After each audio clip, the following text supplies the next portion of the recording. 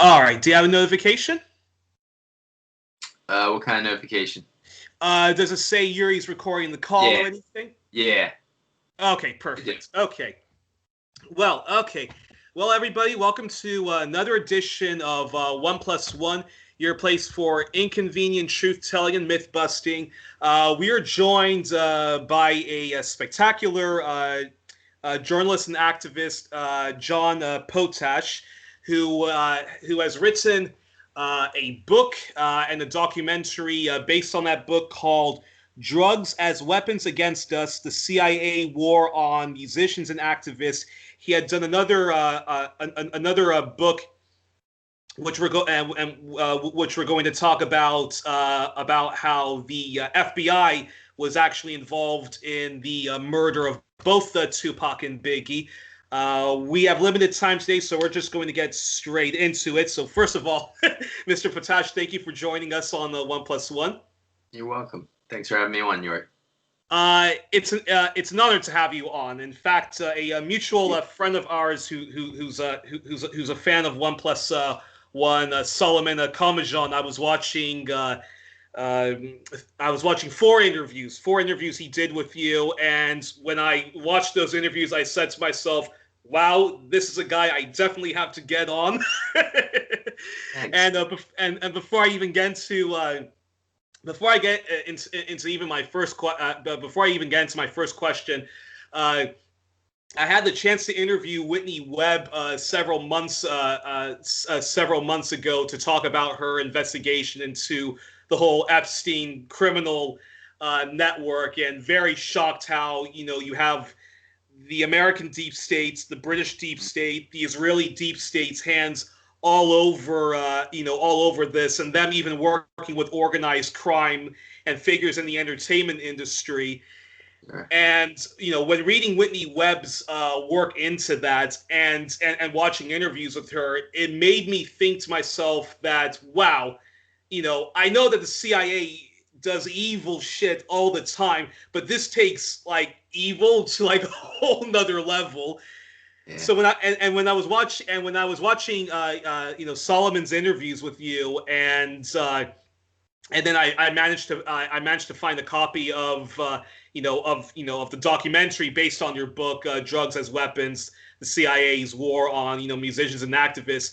I said to myself, well, I may have been very skeptical of some of those arguments, but let's actually but if the CIA was very much involved in even in something as cruel as human trafficking for sexual blackmailing, then there must be a lot of truth involved into their wars on into the demise of Tupac and so forth. So very first question actually is first just explain briefly, if you can, the thesis of your book and the movie based on it. Sure. Well, the book is about the oligarchs' use of drugs for social control, and it's based mostly on the CIA's Project MKUltra, which started in 1953. Now, of course, it goes further back than that, just in the first chapter. But about the second chapter onwards is basically 1953 onwards, and the movie has the same structure. And so the first chapter does get into the way the British started this kind of use of drugs as weapons against populations. First with China and the Opium Wars against China in the mid-1800s, and then on their own working class population. And I argue, many, cultures have done this, but I just highlight first the British and then mostly the American oligarchs, because the American oligarchs rose up in a unique way where when the industrialists rose up, there was no royalty to vie for power against them. And top sociologists I've studied under argue that's what made America unique, in that the oligarchs could just squash the workers when they tried to gain any power, unlike the European countries where with those two vying powers, each was trying to get the workers on their side, have a little edge over the other power. And so then, with the American oligarchs, the Rockefellers, J.P. Morgans, Carnegies, Harrimans, Bushes, etc. Well, when they rose up, and then they, my best research, including former whistleblower Victor Marchetti, who was assistant director of the CIA at one point, and a woman named Frances Stoner Saunders, a British magazine editor, they found that the oligarchs basically put their own family members in the head of the CIA, their own white Anglo-Saxon Protestant family members. And Victor Marchetti was the only Catholic that got as high up as he did, he said, and there was no one else but white Anglo-Saxon Protestant men all around him at that time. And so that's the way. Then they started this project MKUltra. Now the CIA started in 1947, the National Security Act of 1947, which basically made them above the law. And then they started different other projects like Bluebird and Artichoke. And they then put all these other projects under one umbrella with Project MKUltra. And it was the use of dozens of different drugs, and what their documents say for the use of as unconventional warfare. And turns out LSD ended up being their most studied drug. But of course, heroin was used, opium before that, but heroin, cocaine, and all the drugs we know on the street really were utilized, in this kind of control. And so when you get into now they also employed loads of Nazi scientists. They under Operation Paperclip, or Project Paperclip it was called, and another project called Sunshine. They got down to South America, over 10,000 Nazis to do their bidding around South America and Central America. Now this all came out in mainstream newspapers, but was never really repeated. It would come out once and never repeated, never sourced again, and they acted like it never really happened. But when it was, I do show the sources from mainstream magazines and newspapers on a lot of this stuff. And so they're down there, and they helped with the cocaine trafficking down there. They helped these Nazis help with coups down there. Klaus Barbie in Bolivia, for example. Yeah, the Butcher of Leon. Yeah. Mengele was in other areas in Paraguay, I believe, and then in Argentina. He had a twin town where he continued his Nazi concentration camp twin studies down in the South American country. And now up here, of course, the Nazi scientists were helping with Project MKUltra. And Project MKUltra first was using LSD and other psychedelics through a CIA front company called the Human Ecology Fund. And so I show like the Top Anthropology magazine, which, it published a great study on that about how Human Ecology Fund was a front company for the CIA, gave grants to professors at about 45 universities around the country. The most famous one probably being Timothy Leary at Harvard. The other famous recipient was Stanford University, where Ken Kesey rose up, was a volunteer in that experiment when he was in grad school.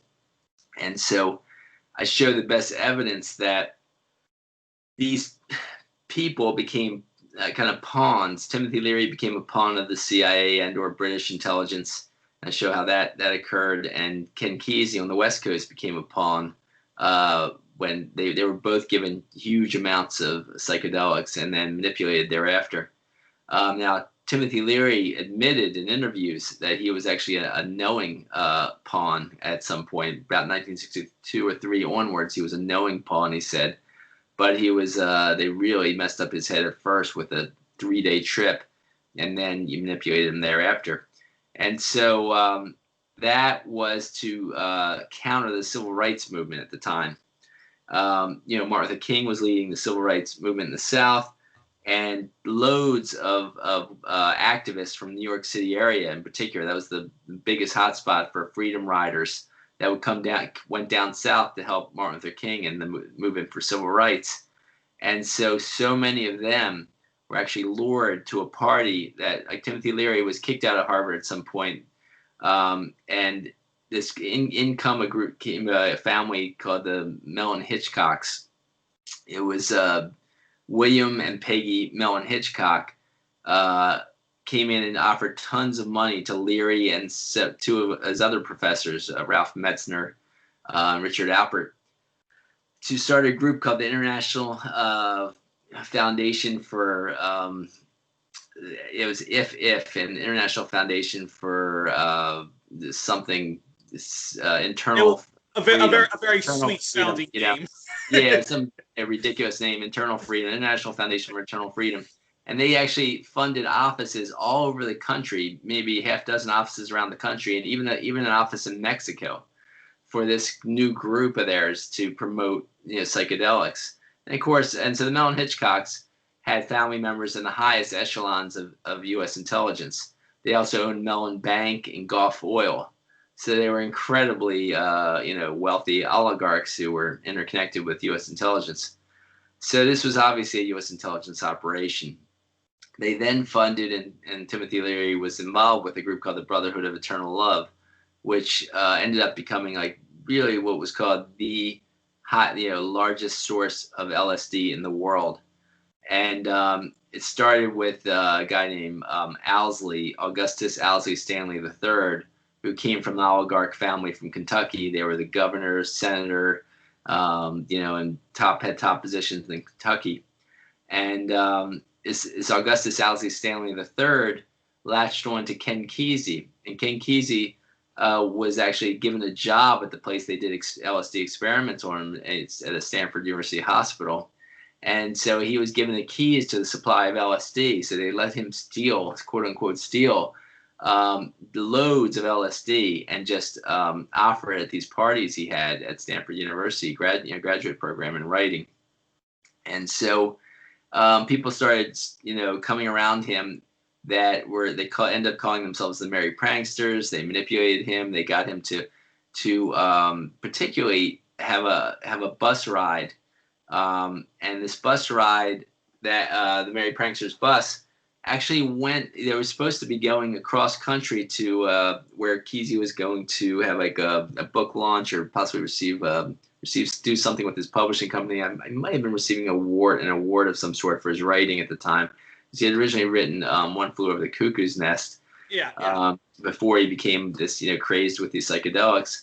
But so what they manipulated him to do is not just go across country to this, event in New York City, but to actually take a route and take his bus and paint it all kinds of psychedelic colors and take a route all through the civil rights South to all these areas of civil rights activism. And they left literally, it was the same day or the day after Freedom Riders from the University of California, Berkeley left that same area, the San Francisco Bay Area. A big group of Cal Berkeley activists, like the most famous being, I forget his name now, Mario, his first name was, but he was a famous activist who gave a big speech during the free speech movement at Berkeley. But their bus went down south, and basically the Merry Pranksters bus took a ride following them, but was preaching psychedelics for everyone to take psychedelics, and so the Freedom Riders got attacked. They got stopped, arrested, attacked, buses burned, everything else. No one touched the Merry Pranksters psychedelic bus, which had tons of drugs and all kinds of things going on. And so it was just appeared to be a U.S. intelligence operation. Now, when they came back, sorry to interrupt, but that was their. So that was basically so that was the CIA using these hippies to basically, infiltrate these people who were about to, join the civil rights movement and put their lives on the line. But they basically got them to, hey, take LSD, and that basically makes their minds, very stupefied, and they get, lost in their, in their psychedelic trips. Right. That by the time, by the time they kind of have their sanity back, they don't have the strength to actually properly engage with the people power movements going on in the 60s. Exactly. Yeah. And so, when you're a young person trying to decide, what to do, down south, join the activist groups or join this party going on, it's tempting to join the party. And this is the first kind of pseudo hippies, you could say. But it was very appealing. And so you had actresses on the bus, you had all kinds of, people on the bus, tripping and partying and going to black neighborhoods, going to white neighborhoods that were more liberal neighborhoods, going to all kinds of neighborhoods around the South before. And many of these merry pranksters had just come out of the military, okay? Many of them, or were still in the military. And so, and I have them on record on the film talking about that. And in my book, quoting, what they were doing in the military and all that. And so they appeared to be undercover agents trying to manipulate the situation and promote, acid all over the place and divert people. And so then they came back to the San Francisco Bay Area and started what they called acid tests. The first, where they would have these parties with these huge vats of Kool-Aid that were actually spiked with LSD. And some people knew they were drinking the they were taking acid when they drank the Kool-Aid, and some didn't, because there were big parties with bands playing, and not everyone knew, they were being dosed, involuntarily dosed. And that's part of the way they promoted acid around the country. And with Timothy Leary, they were giving students around, he was an example of how at 45 colleges around the country, they're offering $100, $150 to take acid, to try this experimental acid. Or first it was psychedelic mushrooms, but then they switched to acid. And so, these were the biggest promoters of acid in the country, and the media helped them out because the media had already been bought in 1917, much of it by the Rockefeller and J.P. Morgan interests.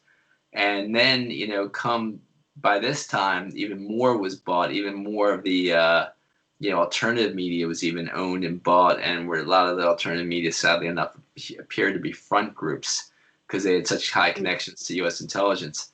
They came out of nowhere, and some of them were well-meaning and were serious activist newspapers, but others were just promoting psychedelics with the activism and, massively promoting Timothy Leary and all that.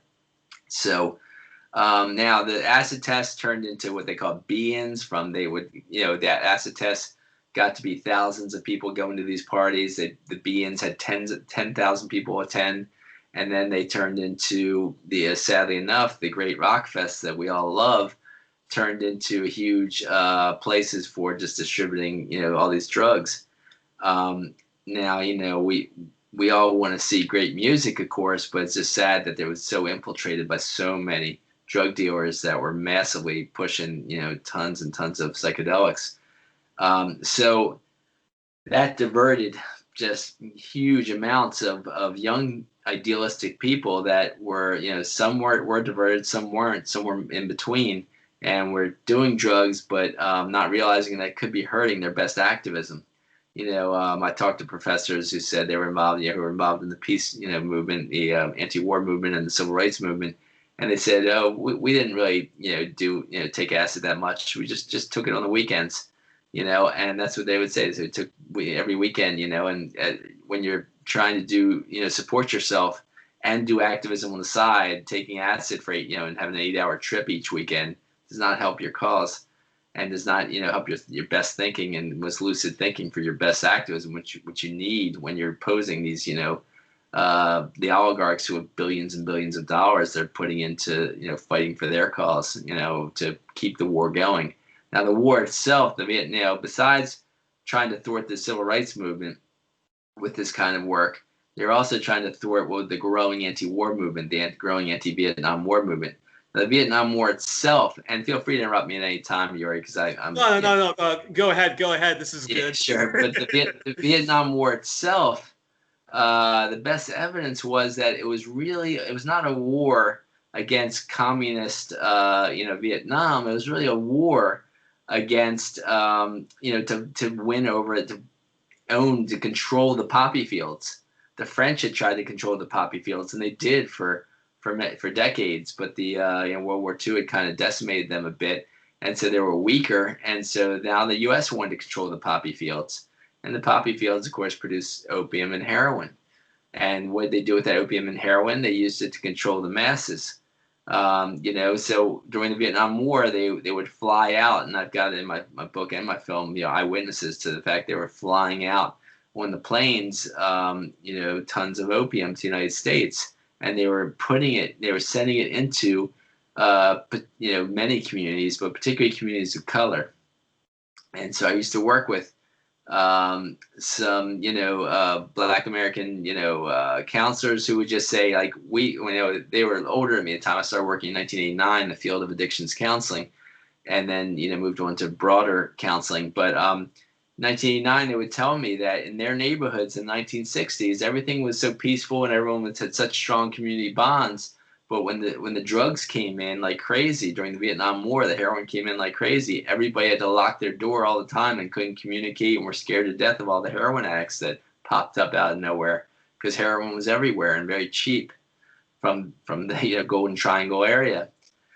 Now at that time, that became the longest war in U.S. history. But it's no coincidence that it was overtaken in its length by the area they call the Golden Crescent poppy fields and producing opium and heroin, which was Afghanistan, starting in, of course, 2002. So, and they're connected by a mountain range, the Himalayan mountain range, where it just so happens that's the best place in the world for producing poppies. So, here they were using the heroin to control the population. They were using the psychedelics and promoting them like crazy to control the population. But now there's always a problem when you have a problem with people resisting and people trying to promote the opposite. And so you really got to enlist the best people possible to influence young minds about trying to, stick a needle in their arm to shoot heroin, which is totally unnatural, and pop in a sugar tube or a little piece of paper in your mouth to trip. So who's the biggest influencers of young people? Musicians. Musicians at the time were the biggest influencers on youth, and they knew that. So they brought out the assistant director of MKULTRA, Robert Lashbrook, went to London in 1965. And according to A.E. Hotchner, who was an editor of Ernest Hemingway's, he wrote a book about the oral history of the Rolling Stones called Blown Away. And so he said that Hotchner brought tons of CIA agents, loads of LSD, and loads of money, went to London at the beginning of 1965, and instructed the agents, and he quoted agents in his book, instructed the agents to get LSD in as many musicians' hands as possible. Now, why was that? Obviously, to get them to promote acid. And so later in 1965, George Harrison and John Lennon were, going to a dinner party at George Harrison's dentist's house. It was just those two and their partners. And this dentist dosed their coffee with acid at the end of the night. And John Lennon was furious. Neither of them had tried acid before. And George Harrison said, "What's LSD? I've never heard of it." And basically he got them to try LSD for the first time involuntarily. Now later, when they made it such a craze in the United States, and British heard about being such a craze in the United States, they were further manipulated to try it again. And Lennon thought he liked it. George Harrison thought that maybe it's not so bad. And so Lennon kept tripping. Now George Harrison, 2 years later, just said this is ridiculous and gave it up completely. He saw all these brain dead hippies in the Haight-Ashbury neighborhood of San Francisco and said, "This is absurd. These people are out of their minds. I'm not taking this stuff anymore." And so Lennon, on the other hand, by that time, by about 1968, he had Yoko Ono in his life, and she kind of influenced him to believe that he was fine on LSD, and so he kept tripping. And she also introduced him to heroin for the first time, according to a friend of theirs, a journalist. Who came out with the book in the last few years, who said, Yoko actually encouraged Lennon to continue doing LSD and actually got him briefly into heroin. Yes. Yeah. He had a heroin addiction at one point, John Lennon. He called it, "Me and My Monkey" is a song about a monkey on your back, like a heroin addiction. Yeah. Yeah. Oh, so, wow. yeah. Okay. Me and My Monkey is from the White Album. Yeah. everybody's got something to hide except for me. My monkey is the song. But Funny, I thought that was actually him talking about his relation with Yoko, and everyone's sort of marginalizing his relation with Yoko. But I do know that when he became a solo artist, he did do a song called Cold Turkey, which was about his brief addiction into heroin. Yeah. So so he's, he obviously, like a lot of people knew that. And the thing is, when you get your, top musicians, when they think, when young people think that the musicians they love are doing this stuff, they think they can do it, And so they lied about Jimi Hendrix, with heroin. He only tried it once or twice, just sniffed it once or twice and didn't like it and never did it again. That was a big lie, about a big smear on him that he died from a heroin, overdose or something. It's just a bunch of media crap on him. They of course manipulated him to try psychedelics, and but he had written Purple Haze, and he had written that whole album, brilliant album before he got into heavy drugs. He just maybe smoked a little weed before that. That album and Purple Haze. Talking about Are You Experienced or Axis? Are You Experienced? Yeah, Are You Experienced? Yeah, and so he had actually written, some of the Purple Haze was supposed to be about his Indian heritage, folklore from his Indian heritage, according to the leading biographers of Jimi Hendrix. Cesar Glebic was one of those biographers. I mean, it's it's an incredible tome of a book on Hendrix. But anyway, so the leading biographer said that, but into his life, right before he became famous, he couldn't become famous in the United States because of all the racism. He became famous first in Britain, where there was less racism, and he became famous so fast because he was such a brilliant guitarist that he couldn't handle all the setting up the tour and all that. So into his life came this Mike Jeffries, and Mike Jeffrey basically he had said, I used to work for MI6. And in all the evidence, I show all the evidence that pretty much said that he continued working for MI6 undercover to manipulate Jimi Hendrix. And that's what he did. And he tried to set him up. He set him up on a drug bust in an airport, according to Hendrix's fiancée, Monica Danneman. And Hendrix said he would never be stupid enough to take drugs into an airport, and that he thinks Jeffrey set him up. And then when Hendrix would start getting more political with Martin Luther King's assassination and tried to do anti-war benefits, Mike Jeffrey would always close him down. And then Jeffrey ended up, Hendrix says he did do an anti-war benefit, and he thinks that Mike Jeffrey dosed his drink with a super amount of LSD and really ruined his guitar playing.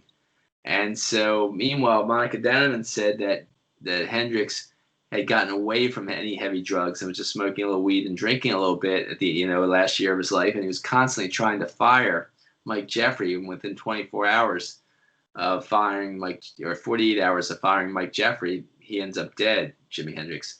And at least 2 witnesses said that when Jeffrey was drunk, he admitted having Jimi Hendrix killed. Now, who can do that within 48 hours but somebody who's connected to U.S. intelligence, or, and get away with it so easily and admit it and not even be, charged? It's really, but not even be, it's really incredible what he got away with. And all the best evidence is it was both the U.S. and British intelligence operation. Because Mike Hendrix was getting very political and supporting the Black Panthers at that point in time. Yeah, and the U.S. intelligence obviously was targeting the Black Panthers in many ways for frame-ups and murders and false arrests and all that, but also inserted, got the agents to get Huey Newton, the co-founder of the National Black Panthers, to start using cocaine and develop a little problem with cocaine at that time. Bobby Seale attested to that, and the other co-founder of the National Black Panther Party. And it was one of many tactics to sabotage the Black Panthers nationally, but it was a effective one, sadly enough. Yeah, and because your book it not only talks about how the CIA with their drug distribution, how they infiltrated pop culture to, put a lid on the anti-war movement, the civil rights movement, and all the other people power movements that were going on at the time. But yeah, but your book also challenges the thesis that Jimi Hendrix, Janice Joplin, Kurt Cobain, and others died because they got lost in the world of celebrity and because of their own mental illness, whether it was whatever depression they were suffering from, so that they died from innocent drug overdoses, or in the case of Kurt Cobain, which I definitely want to talk about, a combination of shooting up heroin and then of course him dying by gunfire. So yeah, you already talked about Jimi Hendrix and MKUltra and how LSD destroyed what could have been an even more vibrant anti-war movement, and how Timothy Leary was Timothy Leary and Ken Kesey, who are seen as these hippie icons, as you mentioned. They were pseudo leftists, pseudo hippies. Actually, were CIA agents. Yeah, Leary knew he was working for the CIA. Ken Kesey, I would argue, didn't know that he was being manipulated by U.S. intelligence, but yeah, he was. And the best evidence says he was, sure. But what's interesting is that Jimi Hendrix, Janis Joplin, and not so much John Lennon, but the Beatles and the Rolling Stones. When you listen to a lot of their music, they and even though they were hippies and they certainly were part of the drug culture, the Beatles' second part of their career after they went to India, they certainly were part of like the hippie culture and the drug culture. But when you listen to a lot of their music, they don't come across as they didn't write that many anti-war anti-war songs or even civil rights songs. But so explain how that may be true, but that they were part of a movement or a symbolic part of a movement in which the CIA said we need to cut these guys down to size. Yeah, Jimi Hendrix dedicated his last album to the Black Panthers. He started promoting them in interviews, and I quote the interviews. He got politicized and radicalized after Martin Luther King's assassination. Janice Joplin announced on national talk shows that she was doing 2 anti-war benefits in stadiums right before her death.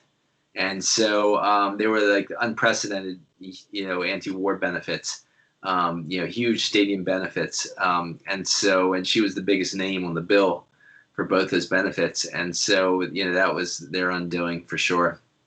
She was trying to get away from her heroin use, and she slipped up, and somebody gave her a hot shot, which was, known to be another technique for the CIA trying to hide their assassinations by giving someone a really pure dose of heroin. And so, and I just want to mention with the Merry Pranksters, somebody testified under deposition, the top psychologist from MKULTRA testified that him and 5 other U.S. intelligence agents were at least several of those acid tests, with Ken Kesey.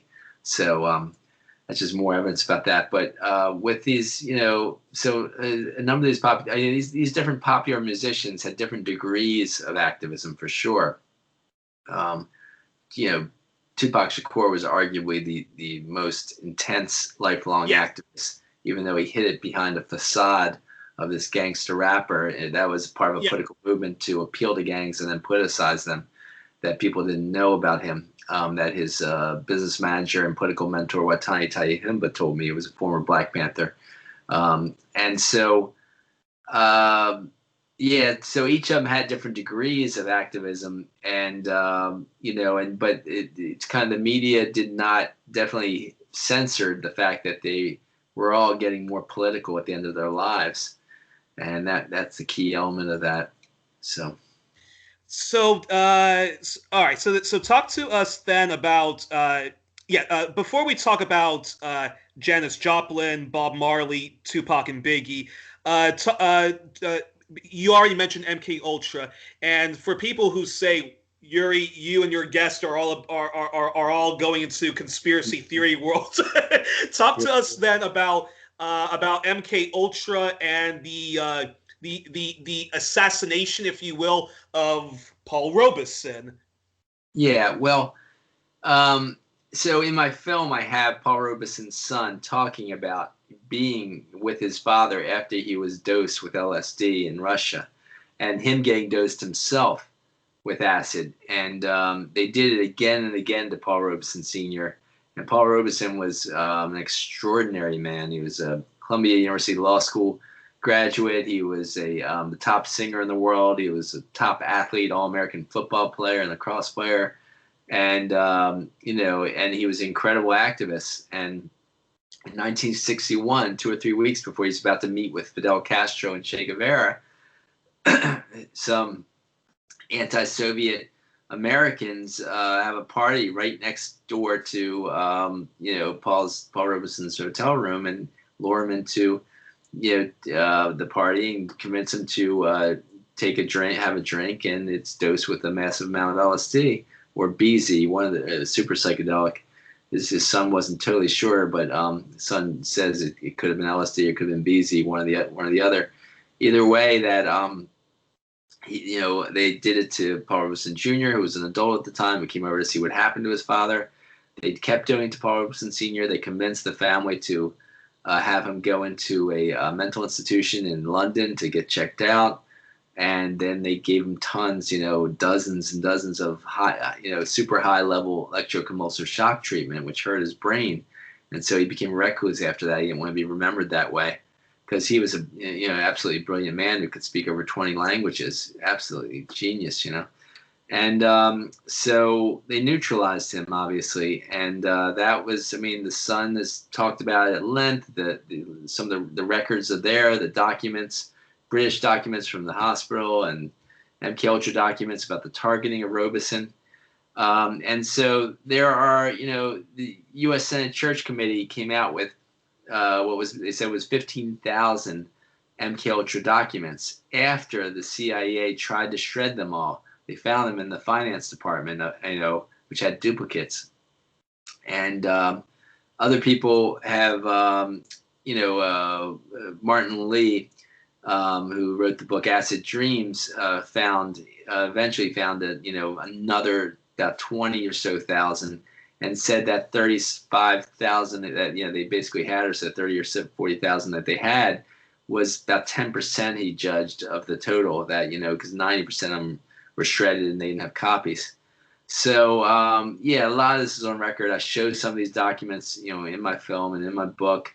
And so it's just known. The Senate Church Committee came out with books about, and I quote that Senate Church Committee's report that they came out with, saying they basically explain what they did, what happened, and how this project's targeted, people to hurt their minds and target them for assassination too. And so, the evidence is strong and out there, and it's pretty much irrefutable, to be honest, about some of these operations. Now, all of them with these musicians, you just have to look at how strong the evidence is in different forms, and a lot of its primary source evidence. With Tupac Shakur, I did over 100 interviews with people around him, or close to him. Show hundreds of court documents. I got the trial testimony from his New York sexual assault case, which was a frame up. I filed Freedom of Information Act. Took a year to get a response. They told me there's over 4,000. They slipped up actually. They said they're not allowed to tell me how much is in his file, and they ended up saying, well, there's over 4,000 pages in his FBI file, and you have to pay 10 cents a page for them, and I paid over $400. And they only sent me 99 pages, and even those 99 pages were heavily redacted, blacked out, So, wow, that's incredible. And so Jimi Hendrix, because this is your j'accuse moment, in the book and in the film, is that Jimi Hendrix and Janis Joplin, both of them assassinated more or less Yeah, I mean, Jimi Hendrix is the stronger case. I have much more evidence on Jimi Hendrix, and that's why I highlight him more. Janice Joplin, best evidence is that a U.S. intelligence agent came into her life, got her addicted to amphetamines first. Actually, she got engaged to marry this guy before she found out he had a whole other family, and he had admitted to another girlfriend that he worked for U.S. intelligence. Um, then later in her life, you had the situation of her doing the anti-war benefits and then dying of a hot shot, and her sister saying, people a lot of people are saying that the CIA actually killed my sister, and I'm looking into that. But but she's a smaller character because I didn't have as much time and couldn't get as much evidence on her, and that's why, of course, Jimi Hendrix is the bigger case study. As well as Tupac Shakur and John Lennon, who there's been incredible investigations on and loads of evidence about. And Kurt Cobain is, is two chapters. But before we get to Cobain, then, and I think you already mentioned Jimi Hendrix. So talk to us then about talk to us about John Lennon not being murdered by just some just some crazy stalker that he act that's talk to us about John Lennon then. Yeah, so John Lennon, there was hundreds and hundreds of pages obtained by a British attorney, they call him Barrister Fenton Bressler, who was also a daily newspaper reporter too. Like he had a legal column, and he ended up, after John Lennon's murder in 1980, he did a 7-year investigation and came out with this book, Who Killed John Lennon. Another good writer named Philip Strongman, in the past about 5 or 10 years, about 10 years, I'd say, that 10 years ago, he wrote a book. He had written several, very well-received music books. He was very well-known in Britain for his music writing. And he ended up writing a book about what he called the assassination of John Lennon. And he basically took Fenton Bressler's work and found supportive evidence of all Fenton Bressler's work, but then added to it. And what he added was the fact that he found that Cuban archives said this Jose San Janice Perdomo, and he has one other name in there, and one other middle name, was basically in the archives of Cuba as, a high-level CIA operative who headed the anti-Cuban, group that attempted to assassinate Fidel Castro, that attempted to retake Cuba back from, Castro's regime. And, and he had been a CIA hitman, basically.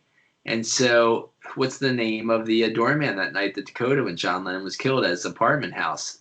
Jose San Janice, the fourth name, and then Perdomo. So that's who's working at the apartment house. And the first police to arrive at the scene actually thought it was Jose San Janice Perdomo who was the assassin. It wasn't Chapman, he thought.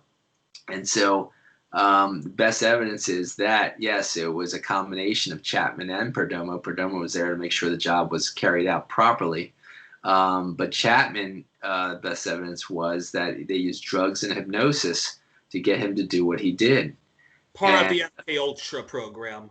Yeah, through the MKULTRA program, right. And so, there was a police officer that had given Mark Chapman the hollow point bullets he used to kill Lennon. That's only known, the police are the ones that are supposed to only be able to use hollow point bullets. But even they were banned for police use eventually. The police officer in Atlanta also trained Chapman in shooting. Chapman was given, despite having very little income, he was flown all over the world several times, and particularly sent to Beirut, where they quote unquote bloodied him to basically get him used to being able to fire a gun, and and being used to gunfire and not being overwhelming and traumatic. And he went to a hospital that was in the known CIA hospital for using hypnosis and drugs to turn people into like assassins, and so it's just loads of Ben Bressler and Strongman offer loads of evidence in that regard to support that. Yes, the CIA carried out that operation. Yeah, Lennon was, I think he way more than Bob Dylan, I think should be given that title of Voice of a Generation because he really was active, late 60s into the 70s, part of all of those people power movements. And it was well known that the FBI and the CIA were trying to even deport him out of the country due to his anti-war activism and left-wing politics. Yeah, he was just about to gain his citizenship in the United States, and he had announced that he was going to be at the front of a Teamsters march and perform at the end of a Teamsters rally, so. And let's see. Then talk to us about. Okay, actually, I'm going to put the Rolling Stones aside, and then talk to us before we get into Tupac and Biggie and hopefully Kurt Cobain. Talk to us about how Bob Marley was not the victim of some cancer that he unfortunately got stricken with. Talk to us about how that too was part of a political assassination. Well, the first thing that happened was basically there was a President Manley running for re-election in Jamaica. He was a socialist prime minister of Jamaica. He was running for re-election, and the CIA supported his opponent. And Marley lived close to Manley and was reported to be friends with Manley. And he was going to do a big concert, Smile Jamaica. It was called Smile Jamaica concert right before the election. And it was perceived that was going to be interpreted as support for Manley, even though he tried to pretend to be neutral. And so this group, this militant group gang in Jamaica at the time, called the Shower Posse, was associated with the CIA and associated with Manley's opponent. And they shot up shot up Bob Marley's house. Shot Marley, shot his wife, shot his manager, and nearly killed Marley. So nearly assassinated him then. Rastafarians caught the shooters eventually, and they admitted, yes, they were paid by the CIA to do that. And so Manley tried to protect Marley before the concert and created an encampment, being surrounded by Rastas to protect Marley.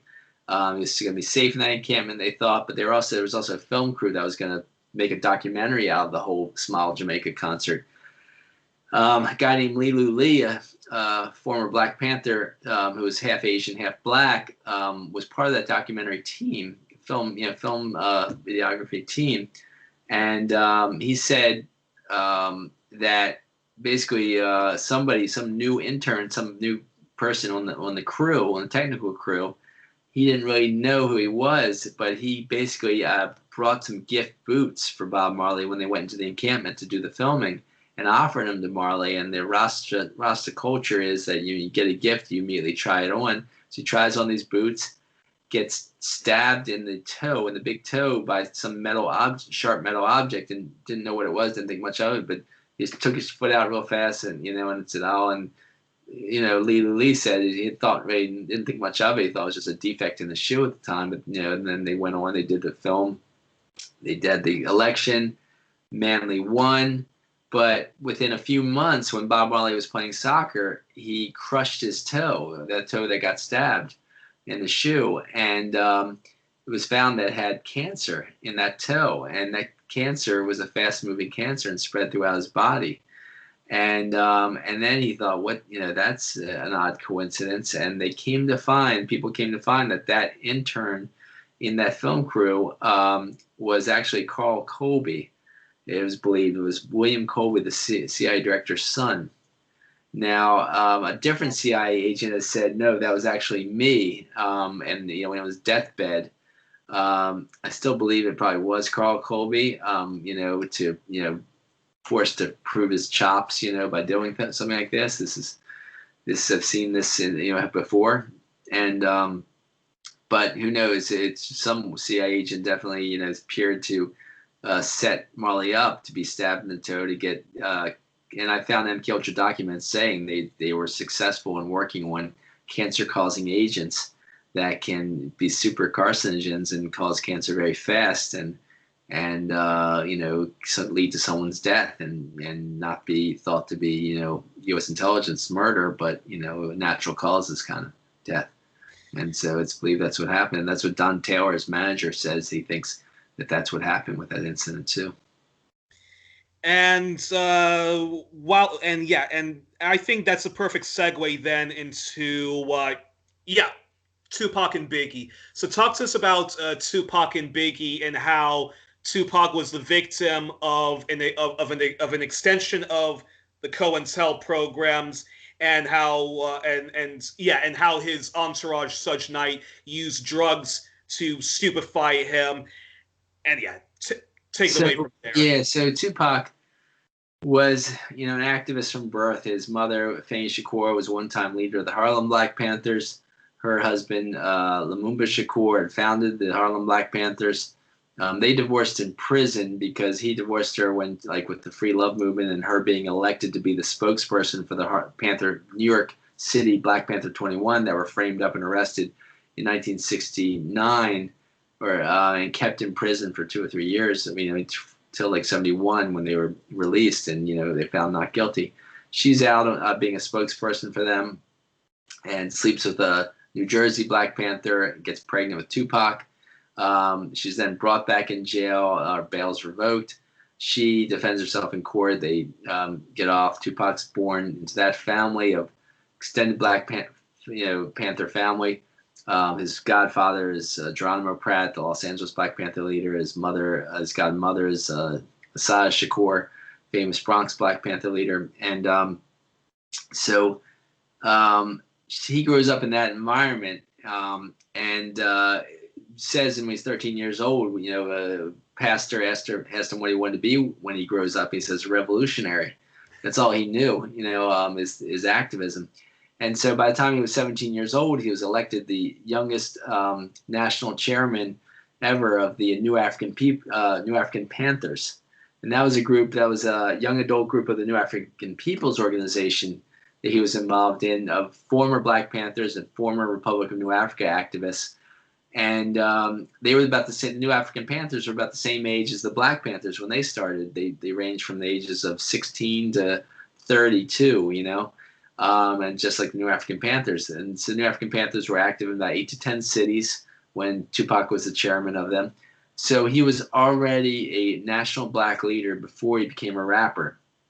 Now, activists raided an FBI office in 1971, stole all the documents, and found the counterintelligence program, which is the FBI's program targeting leftist activists nationwide, and particularly brutally targeting Black leftist activists such as the Black Panthers, with frame-ups, murders, all kinds of undercover agent infiltration, etc. And so I found that those same tactics were used against Tupac Shakur. And so when he started adding wealth and fame and influence to, that Black Panther leadership, and when he became a star rapper and also a film star, that was a serious problem for U.S. intelligence. Now, a high-level counterintelligence program agent named Wes Swearingen said that he had worked in the L.A. COINTELPRO office, and he became a whistleblower. In his memoir, he said he knew that the COINTELPRO, even though it was closed down when it was revealed, it actually continued under different names at least until the 1990s, because when he wrote his book, when he came out with his memoir. And so I argue that those FBI actually agents who had targeted his Tupac's Black Panther extended family were doing the same against him. A guy named Richard Held, for example, who lorded over the San Francisco Bay Area. He was the supervisor, the special agent in charge supervisor of the San Francisco Bay office. There was 3 murderous attacks on Tupac at that time, and best evidence is that he was involved. There was someone punched Tupac for no reason, and people tried to shoot him at this event he was starring in. He was kind of featured at. in 1992. When he first came out, this is worldwide MTV release of a political song called "Trapped." Oakland police stopped him supposedly for jaywalking, choked him unconscious, and beat his head against the curb, which people have been died in, of course, police custody with those tactics. And Tupac luckily lived. These are just some of those tactics they used against him. But then after an Atlanta concert, two allegedly off-duty police officers smashed his car window and shot at him, according to witnesses I talked to. And he luckily didn't get shot, but he rolled back, grabbed a security guard's gun, and shot back in self-defense. And and the white police officers had gotten their gun they'd stolen it from an evidence locker, which is called a throwaway gun, that they throw away to not be traced back to them. And so this is some of what happened to him before he was even shot in New York City, in a situation where the security guard offered the film of the shooters to the police, and the police turned down the film of the shooters, and closed the case. And then finally, of course, in Las Vegas, he was shot and killed. And the crime reporter of Las Vegas, Kathy Scott, noted that police completely ignored all their regular procedures for securing evidence, for securing witnesses, for using a helicopter to look for the gunman in what was called really one of the crimes of the century in Las Vegas. She says she has no idea why they completely ignored regular procedure for all this different for the situation. And the best evidence. What do you say to people? Such as myself, who think that the reason why Tupac was murdered was because he did pick out a fight with some gang member, which many thought stupid thing to have done. So naturally, he was murdered in a gang-related drive-by shooting, and because of the whole "don't snitch" culture, that's why we haven't been able to find the killer, or just fans of, or just the fans of East Coast rap that basically wanted to kill him for all of his right. Yeah. Nick Broomfield called that person he punched after the Mike Tyson fight, called him the Lee Harvey Oswald of the Tupac Shakur murder. And he related it to the JFK assassination because of all the evidence that this guy was just a stooge to throw the evidence away from U.S. intelligence murdering Tupac. Tupac was with his Black Panther extended family, leading gangs across the country. Bloods and Crips gangs were involved across the country and in all the military organizations to call peace truces and turn on to activism, and leading them to stop drug dealing, which was taking billions and billions of dollars out of the CIA drug traffickers' pockets, plus even more money, tens of billions, if not hundreds of billions of dollars from the money laundering banks, because the way it works with the stock market. But it's too complicated to explain now. But Tupac was doing that. He was only pretending to be a gangster to appeal to gangs and politicize them in that way with his Black Panther extended family that was being very successful around the country. And so he was a serious threat. Now, they did set it up to make it look like a gang-related murder, of course. And they did that with their what was best evidence shows was a U.S. intelligence front company, Death Row Records. And Death Row Records security chief was the son of the head of the gang division of the Compton neighborhood of Los Angeles, Reggie Wright Jr., Reggie Wright Sr., head of the Compton, gang division. So they were putting incredible resources into stopping the gang peace truce movement and turn on to activism. And part of that was to stop one of its biggest promoters, which was Tupac Shakur. And they did that through Death Row Records. They tried to restart the gang conflict in Death Row Records at Death Row events, including concerts where people were killed, Bloods and Crips were killed, and nobody was arrested. And so that's part of it all. Yeah. in Suge Knight, I saw.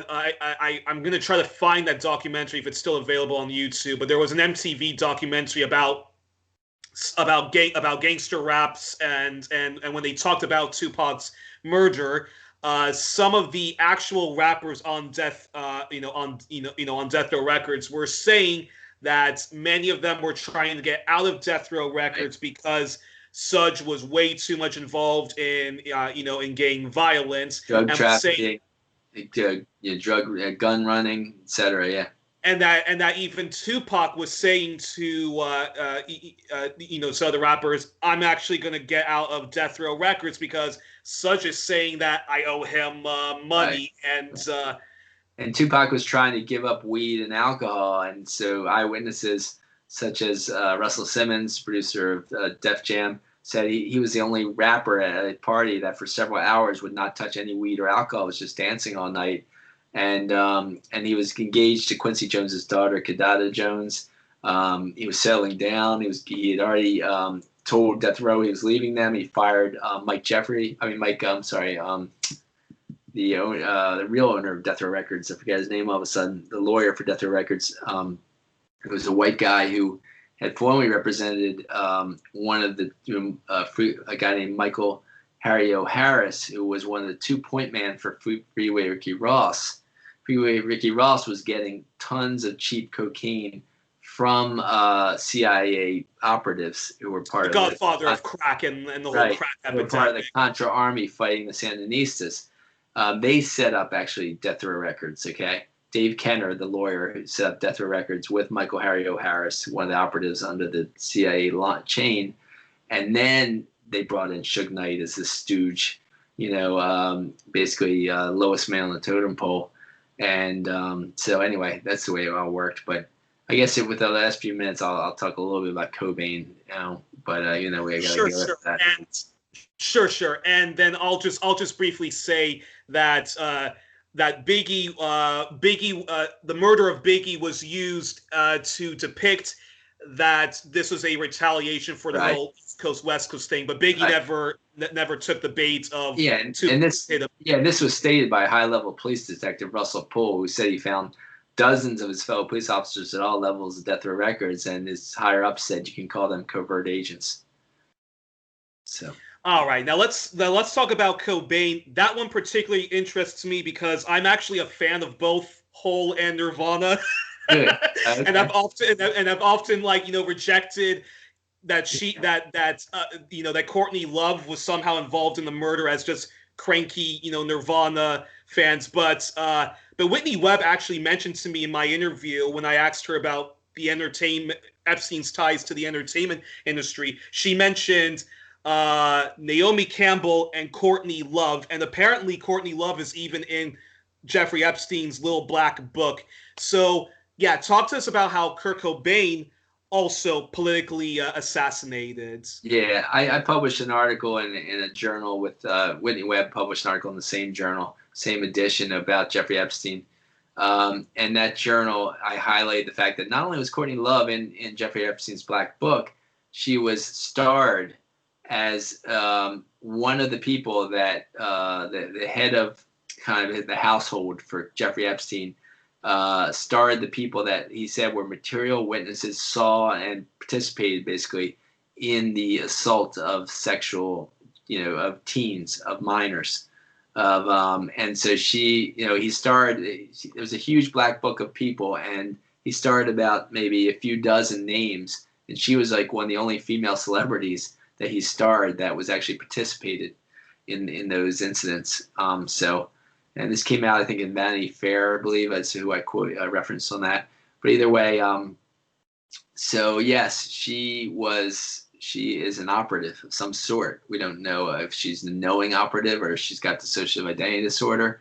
But she was groomed from peers from 2 or 3 years old. She different biographies of Courtney Love, including her mother's book memoir, says Courtney Love went to counseling anywhere between 2 years old to 4 years old. She started counseling, which is totally bizarre. Okay. And she started seeing psychiatrists And she listed, when she was in her early teens, she said she was taking psychohypnotic drugs, and listed these really esoteric drugs that were actually MKULTRA drugs that they use for hypnosis. And so, all the best evidence. And her mother also said in her memoir and other biographies said that she was abused, sexually abused. And Courtney herself, in a letter to her biological father that her father published in his book, said her counselors and her psychiatrists, had sex with her from, early on. And those are the ingredients to develop dissociative identity disorder in young women. And so 2 young women testified in a federal hearings about how they were actually about the same age as Courtney Love. They came from the similar area as Courtney Love in the Pacific Northwest. And, these operations were done on them to torture them, give them psychohypnotic drugs, use sex, on them as little kids between the ages of 3 and 8 years old is when your brain is most vulnerable. I'm a counselor and I specialize in trauma.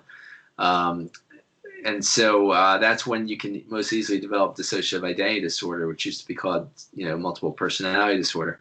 And so evidence does support that that's what might have happened to her. Nonetheless, we do know loads of biographies, her father's report, etc., support that she was a massive drug addict and prostitute by at least 15 years old. And she was not just any street runaway type prostitute. She actually worked for the Japanese mafia. She worked in Taiwan as a prostitute. As she says, she did live sex shows and things in her own words, her own biography. But in a letter that one award-winning biographer got a letter from a former boyfriend of hers, she admitted prostituting herself. And so, when she was about 15 or so in her teen years in Asia. And so anyway, that's what she was about. And meanwhile, in my book, I just showed the fact that at that time, Grant, the Vietnam area was the top area for heroin. The next area the CIA focused on was Afghanistan, and that became the top area. And I have a whistleblower, John Stockwell, CIA whistleblower, who says, he talked to his fellow agents and saw that all the best evidence was that the CIA was, and I show much more evidence, that they were trafficking heroin out of the Afghanistan Golden Crescent area into all over the world. But they were trying to grow, get more of that, cultivate it more, and they're also trying to grow the demand for it. It's one thing to have the supply, but you need the demand. So where do you go to? You go to your beloved musicians.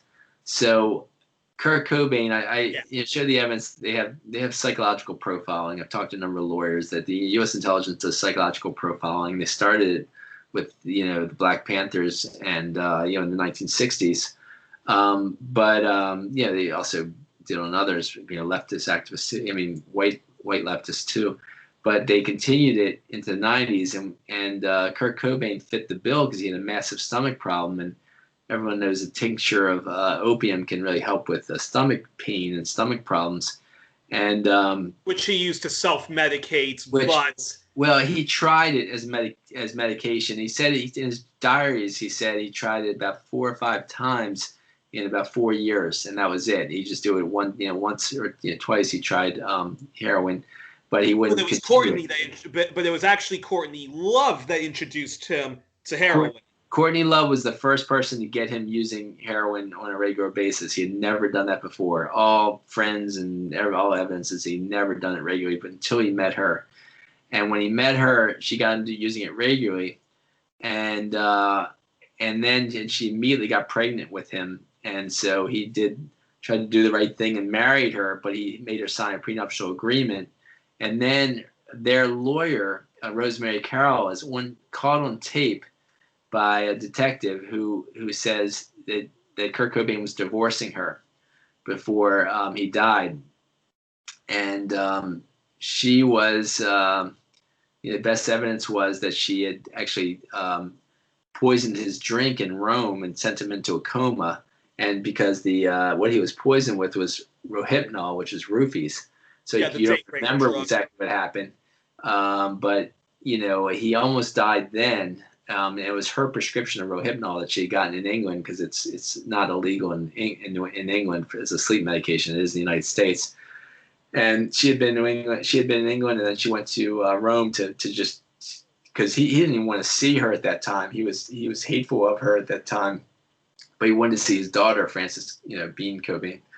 And so, and that's what happened then. But best evidence, of course, is that he was actually murdered and not, he was murdered, not committed suicide. And the former president of the American Forensic Association, Cyril Wecht, says, I have him on tape in my film, and I have him, in my book, saying basically that he believes it was a murder made to look like a suicide, So, and he says, he's about 80 some years old now. He said basically that in his entire career, he's never seen anyone shoot up an extremely large amount of heroin and then proceed to shoot themselves. It makes no sense, and so it's, it was a murder. And the question is, how could it be covered up? This top, beloved musician, top world's beloved musician, how could they cover it up so much? And how could they not look at Courtney Love when he's divorcing her at the time? And it takes very high level manipulation to cover all that up the way they did, and not investigate. Usually the prime person looked at is the partner, especially if they're divorcing, with a prenuptial agreement and all. So, yeah. But you think that, but you go a step further by saying that Cobain was politically murdered because he was very political. He was very leftist. He was, pro-abortion rights. He was anti-war. He was pro-workers' rights. He was very anti-capitalist. He actually said in a biography done of him before his death, a biography came out. Michael Azary came out with this biography, Come As You Are. And in that, he said he first thought he was going to put all kinds of anarchist essays in the front on the cover of Nevermind album, saying about how to make your own bomb and how to, do all these anarchist things, all these big protest things. But he said that he's going to wait till he's more popular first before he puts those out there so people take him more seriously. And so that's in bold print at the beginning of a chapter of his biography before he died. And that was a big concern. Nevermind sold like 30 or 40 million copies. He had a huge influence. And if he was that, radical and anarchist, he made fun of capitalists. And, he said, he forced Rolling Stone to have him have a shirt on saying corporate media still sucks or something, and things like that. He also had pictures of the burnt down Republican headquarters in Los Angeles during the riots. So he was like kind of supportive of those LA riots, with showing all those pictures of the burnt Republican headquarters in LA from the riots. It's very interesting. Yeah, he was political in a lot of ways. Cobain even in his diaries, which I gave away because I think it's invading his privacy, but in his diaries, he actually wrote that when I think of right wing, I think of Hitler, Satan, and the American Civil War.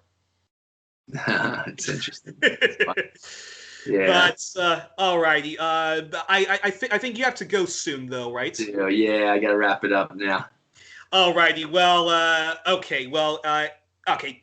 In closing, then, last thing I want you to say is the last thing I want you to sort of say to our audience is, it's funny how actually the CIA and the Pentagon, there's lots of ties between Hollywood and the CIA and Pentagon, and there's now evidence that shows that how the military-industrial complex heavily edits what Hollywood says about the military and how the military is depicted. There's lots of ties. Yeah. We know with big music companies, big corporations, their ties between donating heavily to the Democrats and Republicans. I'm sorry, it's just like I didn't cover that in my book or film. I did investigate that after a bit, but it's just too big of a subject to cover now. So I'm gonna have to, I'm gonna have to. And but that goes. But that sort of goes to show you how the how drug culture is sort of used to gas. Oh yeah, sure. I think in Hollywood and mainstream media in general, and including our universities. It's just pushed like crazy to promote drugs. And I show that in my book and film about how they do that to universities. I know that personally. It's hard to explain how. But it's they're pushing drugs on us like crazy and pretending like they're medicine, not problematic. It's worse. And to stupefy us to be much more self-absorbed than to actually get involved in people power movements, right? Exactly. Yeah, no doubt. Alrighty. Well, our guest has to go, so we were joined on this we were joined on this edition of 1+1 with John Potash, and I'm gonna again read the title of his book. The title of his book and the movie based on it is Drugs as Weapons Against Us, the CIA War on Musicians and Activists, and he wrote a book about Tupac. Yeah, the FBI war on Tupac Shakur and black leaders, yes. And you can find all of that on Vimeo, Amazon Prime, but I'm going to link to your website so that people can just buy the DVD and the book directly and your other work. Thanks for your support, Yuri. It's good talking to you. Well, it was an honor to have you, Mr. Potash. Thank you so much for joining us. I'm going to invite you on again in the future to talk about the Rolling Stone and the Rolling Stones. But until then, we are joined on 1+1 with Mr. John Potash. Thank you so much for joining us. You're welcome, Yuri. Take care now. Bye-bye.